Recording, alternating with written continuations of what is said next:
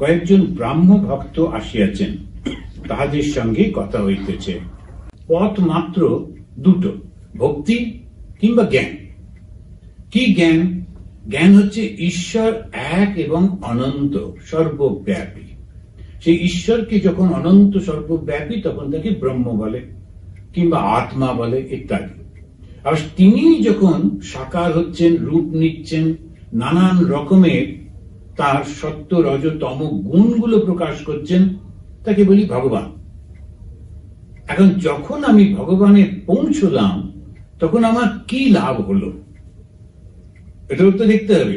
যে অনেক কষ্ট টষ্ট করে ভগবান লাভ করবার পর তারপর বলছে এটা কি। সেজন্য ওই যে মাঝে মাঝে বলি, ভারতীয় যে তিনটে ধর্ম আছে, একটা হচ্ছে হিন্দু ধর্ম, তারপরে জৈন ধর্ম, তারপরে বৌদ্ধ ধর্ম, একজনও কিন্তু স্বর্গের কথা বলে না। ওরা সব মুক্তির কথা বলে, নির্বাণের কথা বলে। কেন? কেননা স্বর্গেতে কি আছে? আবার তিনটে ধর্ম, জুডাইজম, খ্রিস্টানিটি, ইসলাম, স্বর্গের কথা বলে। কেন? তো ওরা খেতে পেত না, বড্ড কষ্ট ছিল। এত অর্থনৈতিক ভাবে এবং সামাজিক ভাবে, রাজনৈতিক ভাবে এত কষ্ট ছিল, সেজন্য ওরা একটা জায়গার কল্পনা করত যেখানে ওরা ফ্রি থাকবে, প্রচুর খাওয়া দাওয়া থাকবে, এই সমস্ত। সেটা ওরা খুব ওই স্বর্গের কথা বলে। ভারতবর্ষ এত খাওয়া দাওয়া ছিল, যেমন আপনি যদি দেখেন ওদেরকে, ওদের হচ্ছে land of milk and honey, এটা খুব বিরাট শব্দ ওদের, এখনো বলে। যদিও দরকার নেই, ওরা অনেক বড় লোক হয়ে গেছে, কিন্তু তবু ওই land of milk and honey, ওটাই ওদের লক্ষ্য, ওখানে যেতে হবে। ওখানে আমাদের যেটা এত প্রাচুর্য ছিল ভারতবর্ষে, সেই জন্য ওইটা নিয়ে মাথা ঘামাতো না।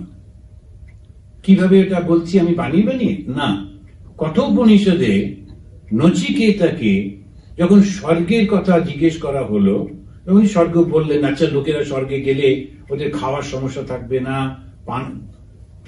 তৃষ্ণা থাকবে না, স্বর্গের কথা বলুন। তখন যমরাজ করে স্বর্গে বলে দিলেন, এই করো, স্বর্গে পৌঁছে যাবে।